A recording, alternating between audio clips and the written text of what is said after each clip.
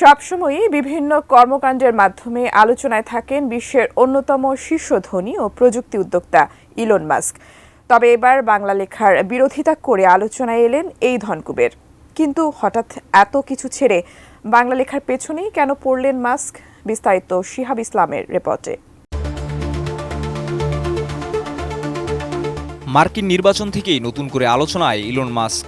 বিশেষ করে ট্রাম্পের নির্বাচনী জয়ে মাস্ক যেন নজিরবিহীন ক্ষমতার অধিকারী হয়ে উঠেছেন। তবে এবার লন্ডনের একটি রেল স্টেশনের সাইনবোর্ডে বাংলা ভাষায় লেখা থাকার বিরোধিতা করে আবারও আলোচনায় আসলেন তিনি।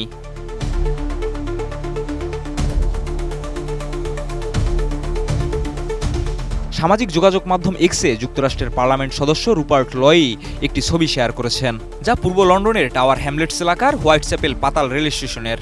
এই ছবিতে স্টেশনটির নাম বাংলা ও ইংরেজি ভাষায় লেখা রয়েছে, যা নিয়ে বিতর্ক শুরু হয়েছে।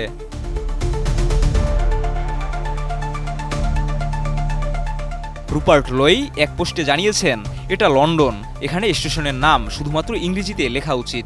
এই মন্তব্যটি মুহূর্তেই ভাইরাল হয়ে যায়। তার এই মন্তব্যে সাড়া দিয়েছেন বিশ্বের শীর্ষ ধনী ইলন মাস্কও। মাস্ক রুপার্টের কথায় একমত হয়ে মন্তব্য করেছেন, ইয়েস।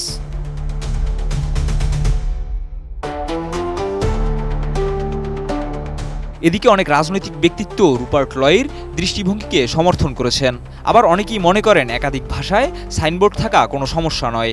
তারা বলছেন, এতে ভিন্ন ভাষাভাষী জনগণের প্রতি সম্মান প্রদর্শন করা হয়। কোয়ালিটি সম্পন্ন আন্তর্জাতিক মানের CMT 500W CSRM committed for better still।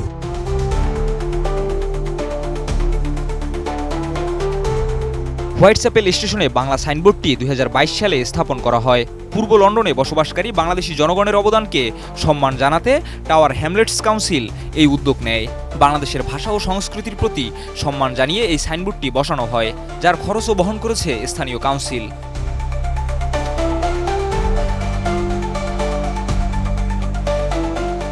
তবে বাংলা ভাষায় লেখা এই সাইনবোর্ড নিয়ে বিতর্ক যে কেবল রাজনৈতিক নয়, বরং সংস্কৃতি এবং ভাষাগত পরিচয়ের প্রশ্ন উত্থাপন করছে।